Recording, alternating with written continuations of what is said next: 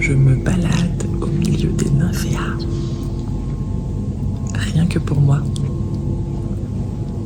C'est assez extraordinaire.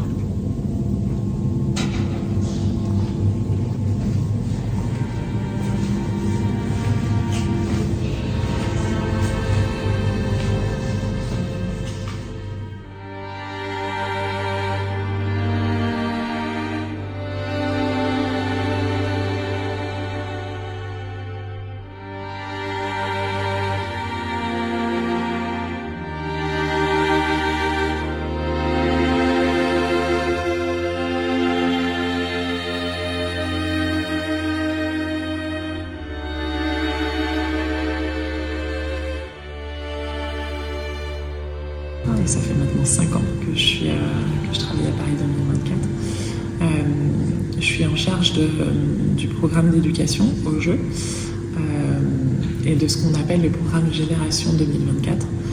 Et donc l'idée, c'est marrant parce qu'on parlait d'héritage tout à l'heure, je travaille au sein de la direction de l'héritage.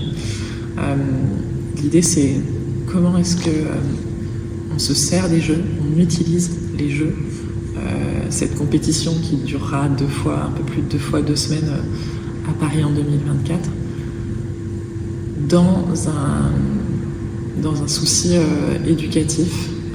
Comment est-ce qu'on fait en sorte pour que ce soit utile pour la population de façon générale et du coup là en particulier pour les plus jeunes.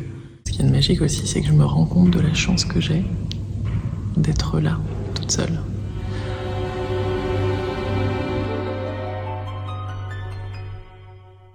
C'est se dire, en fait, on va accueillir un événement sportif extraordinaire. Peut-être qu'on va s'en servir pour que les jeunes ils fassent un peu plus d'activité physique et sportive. Comment est-ce qu'on fait pour essayer de modifier et d'apporter quelque chose de positif. Et donc on s'est dit, à l'école, lieu où tous les enfants vont, il faut qu'ils aient une activité physique quotidienne.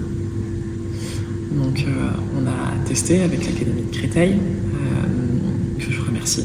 Je me dis qu'on a souvent tendance, malheureusement, à opposer l'art, les arts, la culture et le sport. Et qu'en fait, c'est complémentaire.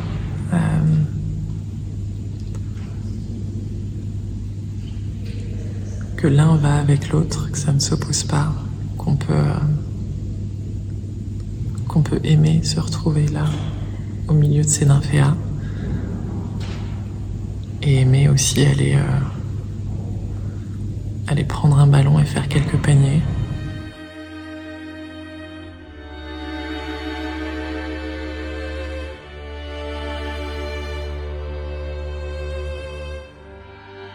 Testé ces 30 minutes d'activité physique quotidienne et on s'est rendu compte qu'il fallait des moyens, qu'il fallait de la formation, forcément. On s'en est rendu compte, non parce qu'on le savait, mais c'est toujours bien quand c'est démontré sur le terrain.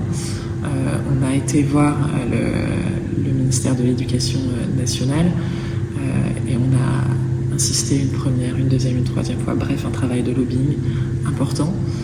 Pour que finalement, là, depuis la rentrée 2022, on dise c'est généralisé à toutes les écoles élémentaires. Il faut un talent extrêmement particulier pour réaliser des œuvres comme celle-ci et qu'il faut aussi un travail extrêmement particulier pour aller décrocher des médailles.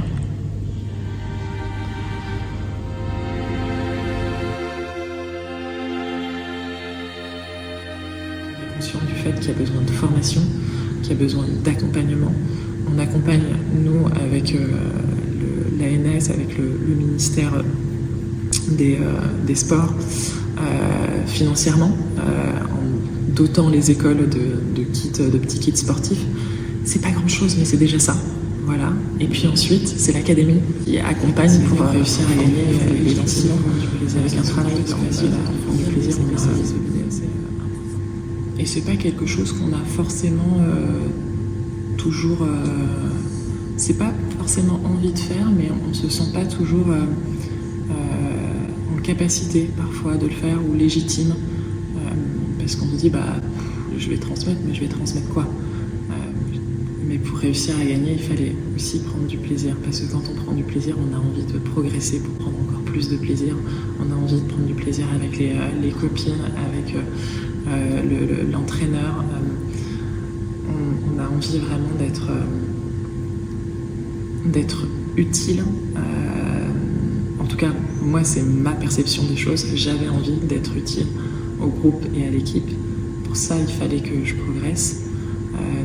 Et pour avoir envie de progresser et de donner un petit peu plus, il fallait qu'il y ait le plaisir qui soit là pour faire le pendant parfois des difficultés, de l'énergie, de la dureté que je devais mettre sur le terrain. Ce plaisir, c'est une colonne vertébrale. Et que ça demande un travail, un dépassement de soi, une écoute, un apprentissage.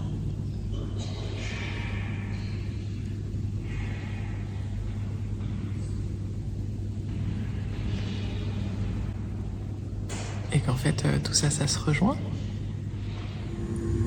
Le sport, comme les arts, en fait, c'est un moyen de s'épanouir.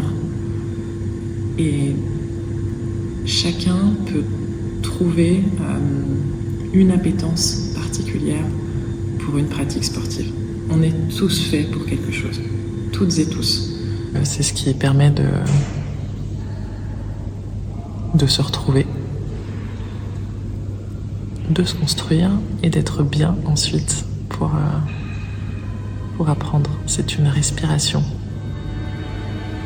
Et il ne faut pas oublier de respirer.